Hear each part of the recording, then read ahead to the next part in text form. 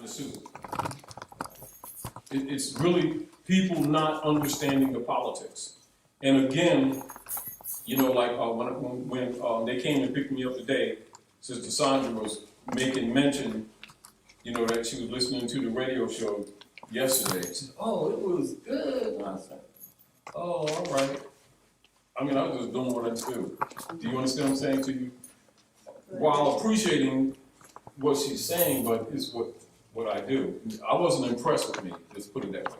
Right. If you understand what I'm saying. But what it also made me recognize with the calls that came in yesterday, some of the responses, even from people who are allegedly conscious, that consciousness comes in degrees. Absolutely.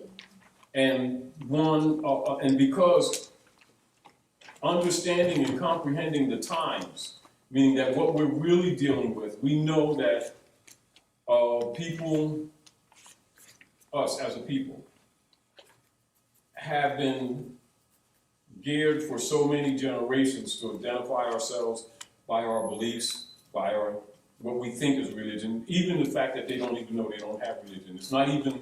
It's even that. Whereas you'll quickly hear people talking about their religions. You'll quickly hear people loosely talking about God, talking about money. And 90% on a test, each one of them, 99% of the time, would fail and wouldn't think they were failing. And they're not that they're insincere. They really don't know they're in the soup. And there's a tendency for them to think, "Oh, wow, that's interesting." Still not recognizing they're in it. Because there's a semblance of freedom in the soup. There's a semblance of not being as heated in your portion. There's a semblance of blindness in the soup. Yeah, I know what you mean. Now, this is what I'm saying. And this is in even relationship, even how you teach and how you're instructing people, bringing them into an awakening. The awakening is bringing them to an awareness of what already is, whereas they think that when they become awake to what you present, that they've arrived, they was in it all the time. They were just easy food. It is not unlike ostriches that are being chased by a carnivorous beast, and rather than learn the paths of escape, they find a hole in the ground, stick their head in it, and then, you know, they start feeling the breeze and figuring everything passed and they ain't got no feathers on their butt. And one cheek left, right? And it's sort of where our people are. You know, just like, for instance, you can discuss things with our people and they'll start talking money seriously and they're not allowed to handle money. And they don't even know that they're not allowed to handle money. You understand? It's fine, bro. Hey, what's up, man? How you doing? All right. You understand? Go sign in. Oh, I'm sorry. And yet, when you discuss it, it could be interesting to them. Right. And they'll listen. But you understand? And then turn around, and when the representatives, putting things in context, right? When the representatives for the Jesuits send them an instrument in the mail telling them they got to pay income tax, they do it swiftly and easily, not even knowing they're paying the Jesuits. They think they're paying the children's school tax and tax from the government that they're not really even a part of. I mean, and so we're not talking essentially dumb people. We're talking about average people that are fairly intelligent, that are just going about their lives and think this stuff has nothing to do with them. No. Okay. Thank you. And they've been living this myth all their lives. And they're suffering in their miseries. And the fact that they've been you know, just like, for instance, I'll get more into it to after I get this stuff off of here. I'm talking big trash, right? Can't even erase. You can't erase nothing. Oh, you see why that stuff is still. You can't erase nothing. See, I got some new glasses. I know you don't worry, sister. I just got these from Philly. All right. People with style. Yeah. Got these when remember we were at the Locks conference? The brother was selling them. They just came finally today. Saturday? Was we there Yeah, that was Saturday? Saturday. It was that.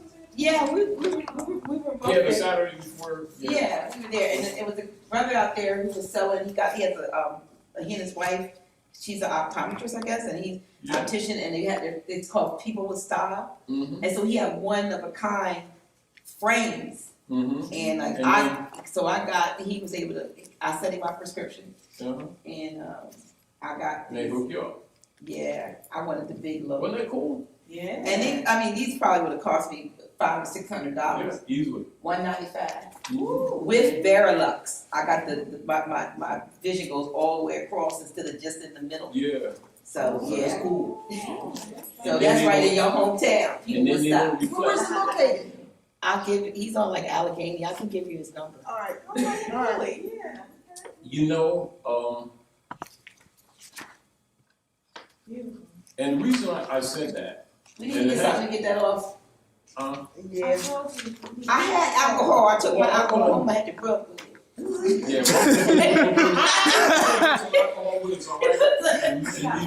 Next time. Yeah. Let me Bring a couple bottles. Okay. Yeah, but start it anyway, so because we want to share I'm gonna this start the tape. and have everybody benefit. Okay. Yeah. All right. You got the mic? Yes. I'm gonna bring my mic in.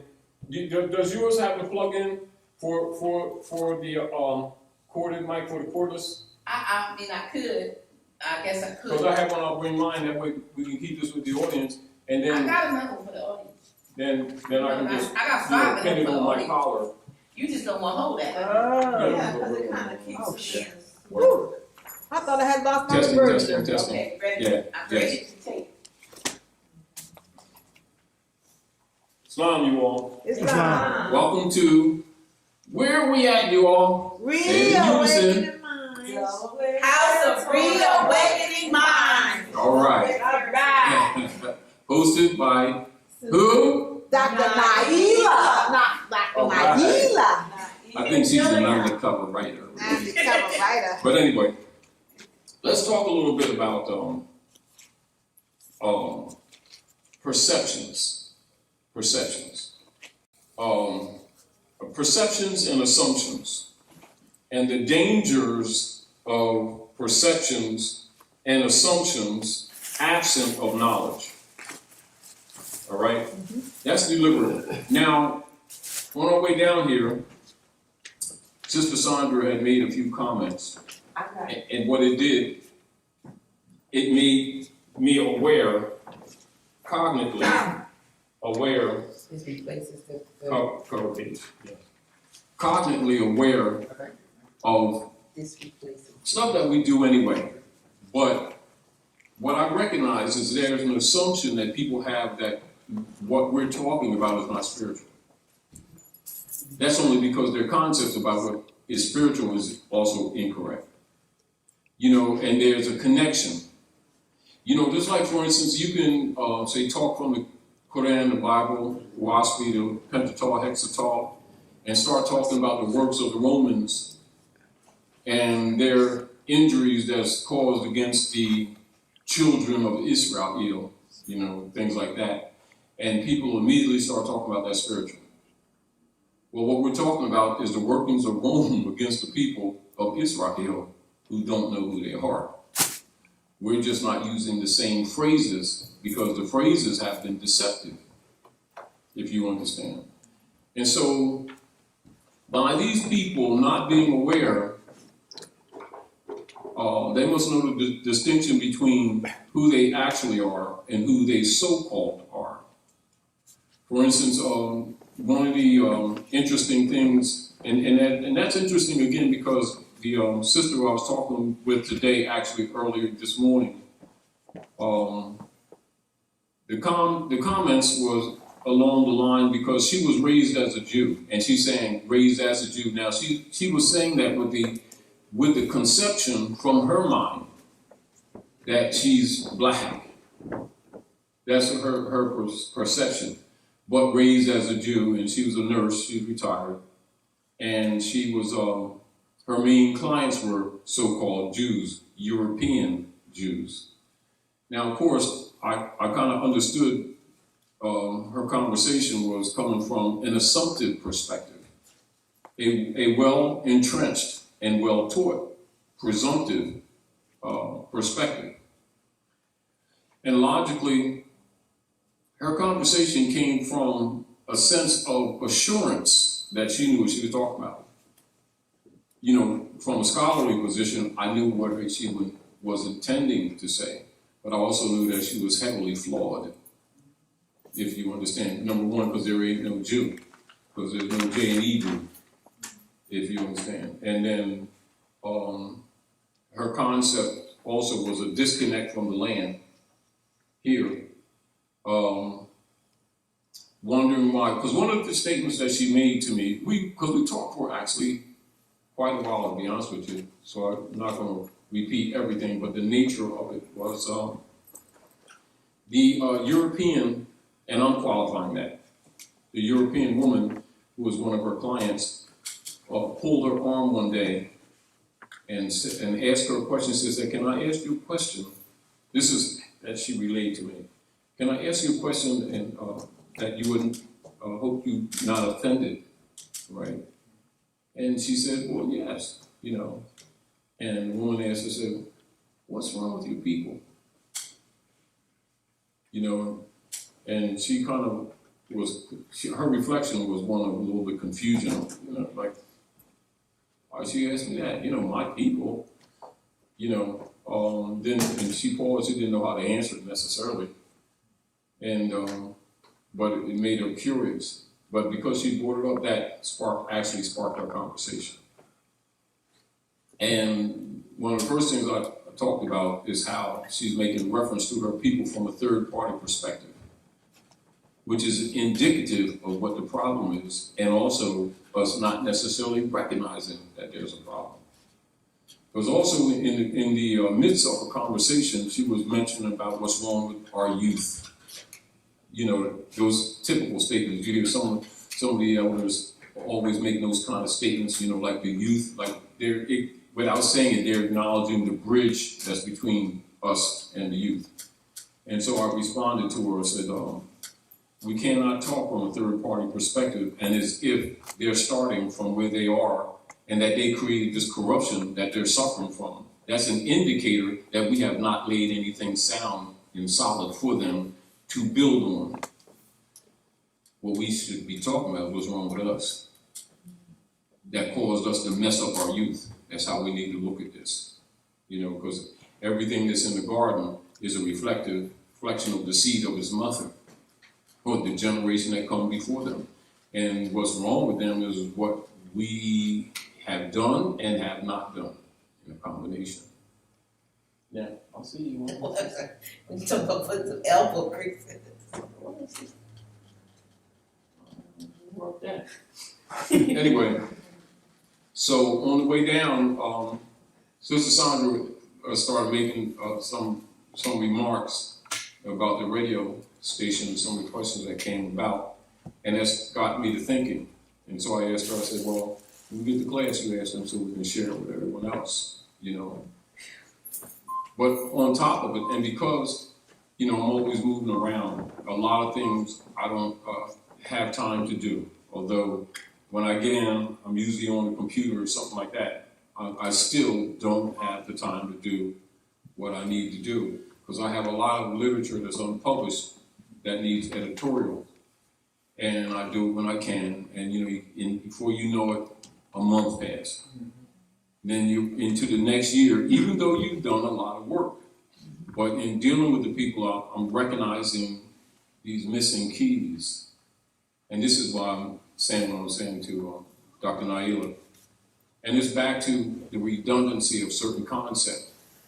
And then when I gave you the cover page to, which is corrected to the reversioner, you know, I know that more needs to be with it, but it would have to be put in a book. You know, you have to expand. And so what I did, and so keep in mind, what had occurred is that Paul Savage, had given me the reversion or statement, that statement that you see at the top, and actually what you see, the second paragraph, where it says, for example, down the bottom where it says, for example, that's what he gave me. I built the rest of it.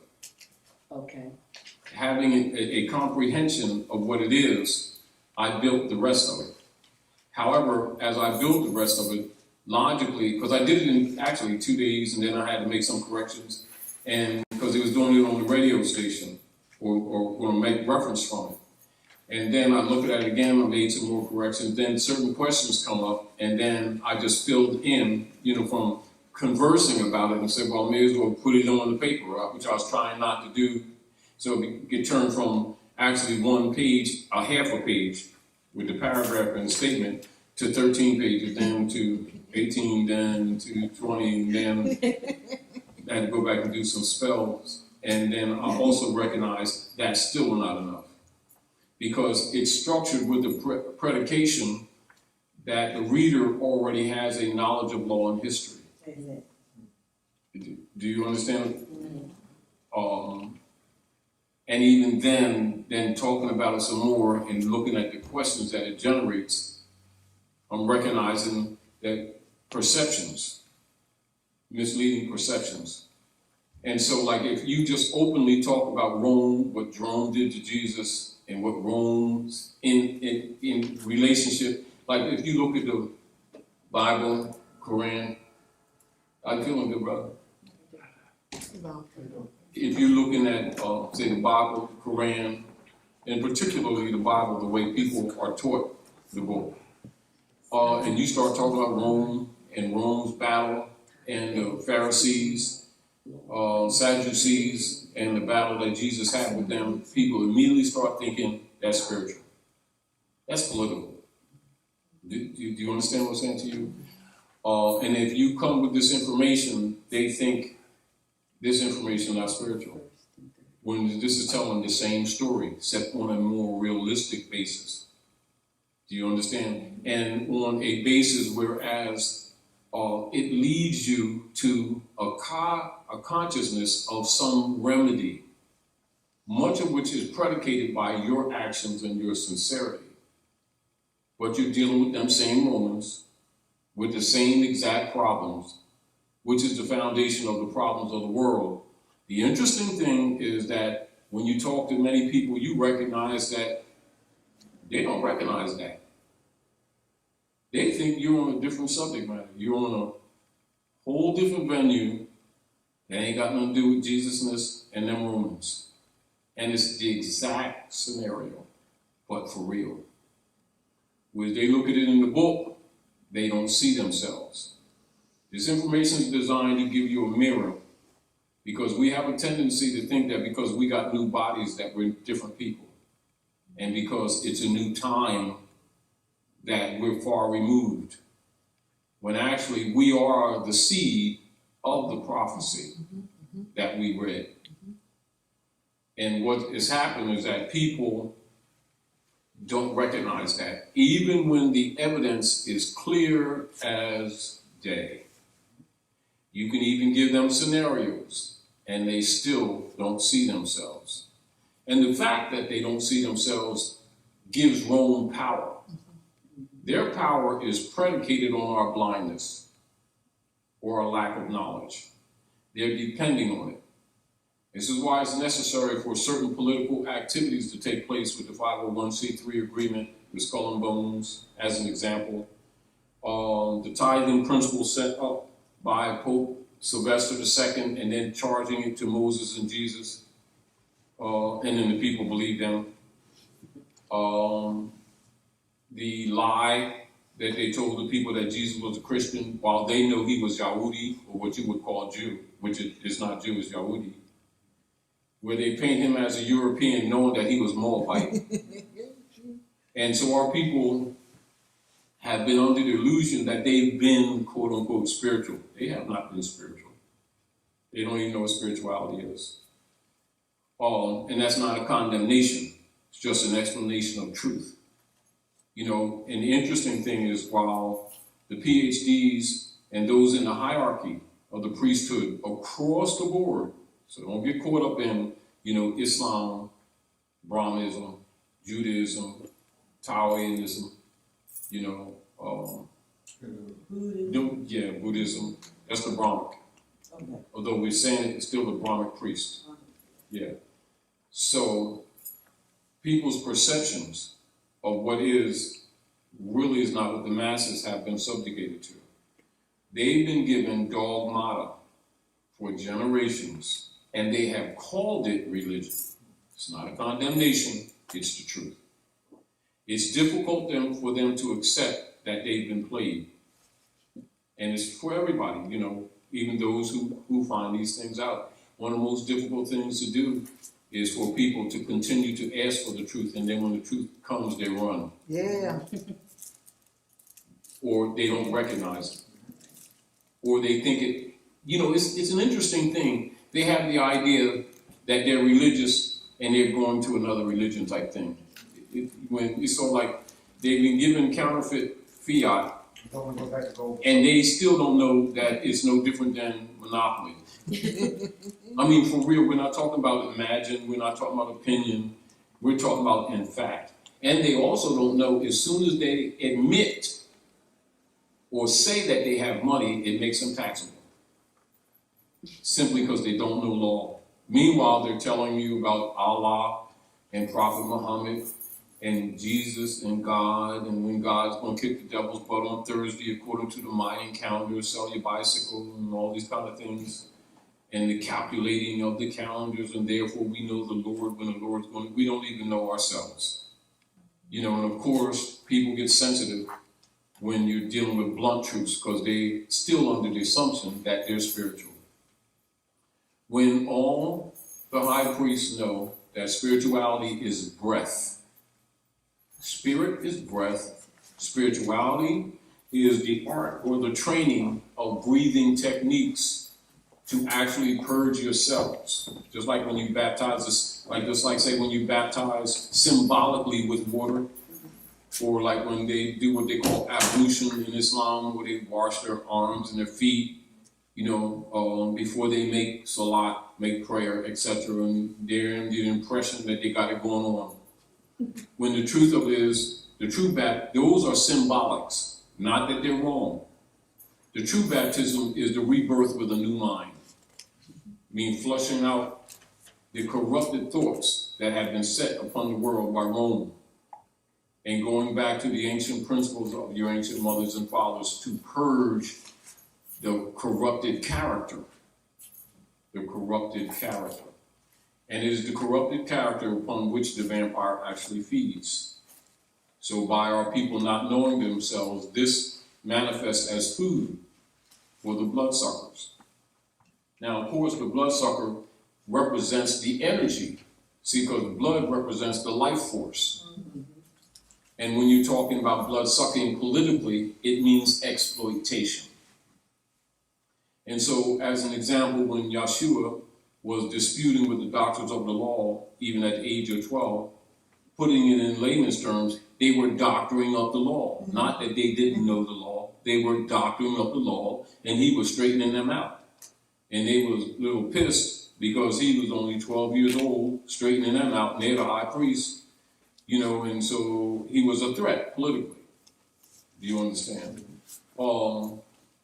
At the same time, he's speaking on behalf of fundamental principles as well on behalf of his people who have not yet even recognized him, if you get the point. And so it is no different, absolutely no different than people understanding the politics that we are living today on the planet Earth is a result of the law not being carried out then. And so the people don't see themselves. People don't even know that prophecy is a post-dated check of human experience. You know, just like if somebody write a check for you and you can't cash it, if it's post-dated, you can't cash it today. They're doing it to give time to put something in the account. Prophecy is an account of the chronology for humanity. So when prophecies are made, they are not lived at the time they're written. They're projections into the future. The key is, they're there to prepare people for when it comes, they have been warned of the storm. Meaning that they recognize it by the signs and the symbols that were already predestined. The problem that we have today is that our people have lost the knowledge of themselves, so they don't know they are the Yahudi. Because the Romans told them, Jew. They don't even know the difference. You know, when Rome talked about that when the time comes, that he got this thing is so covered that they wouldn't know day from night. And when it talks about